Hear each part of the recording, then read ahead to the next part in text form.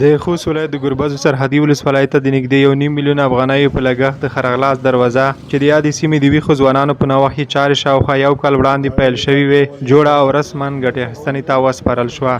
د ګربز ولسوالۍ ځوانان وایي چې د یادې پروژې په پلي کېدو کې د ګربز سیمې ځوانانو ترڅنګ د خوست نورو سیمو ځوانانو او په بهرنیو هیوادونو کې میشتو افغانانو هم مالي مرسته کړې ده. دروازه باندې د بېلابېلو خلکو د ګربزو د ځوانانو او نور سیمې ځوانانو مرستې کړې دي چې ټول ټال لګښت یې دی 14,1550 افغانۍ چې د بېلابېلو د سعودیا، دوبۍ، امریکا او نورو هیوادونو مسافرو په دې کې خپله مرسته کړې وه او نن الحمدلله د داسې یوې دروازې څښتنان شو چې موږ یې تصور هم نشو کولی.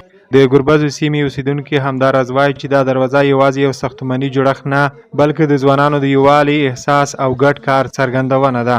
شاته دروازه چې تاسو ګورئ دا فقط ساختمان نه دی بلکې د دې تر شا د ځوانانو احساس، یووالی او قوت پټ دی.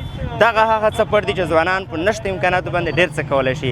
لکه څه ډول چې تاسو ته ټولو ته بهتره معلومه ده چې دغه دروازه د ځوانانو په شخصي لګښت باندې شاوخوا 1.5 میلیون افغانۍ مصرف پرې راغلی دی، جوړه کړې ده. دا چې ګربز ولسوالۍ یوه ترانزیټي ولسوالۍ ده، خلک ورته تګ راتګ ډېر لري، نو د دوی لپاره به د پېژندنه کې ډېر سهولت موجود وي. دغه یو نوښت دی، د دغې باوجود به ډېر کارونه تاسو نور به شهیدان اوسئ، نور به هم ووینئ، خو که خالي دومره وشي چې موږ او تاسو ټول په اتحاد اوسو.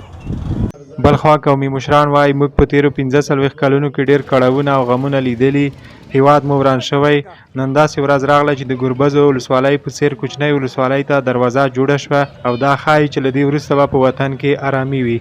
که دنیاوال داسې وایي دا فکر وي چې دا هغه افغانیون دي چې امیر مخکې فرمولې ورکولې هغه امیر په تطبیق کې هغه فرمولې چې امیر څرنګه که ځوانان دي که نره ولسي خلک دي دا انشاءالله دا فرمولې نه رانه چلیږي.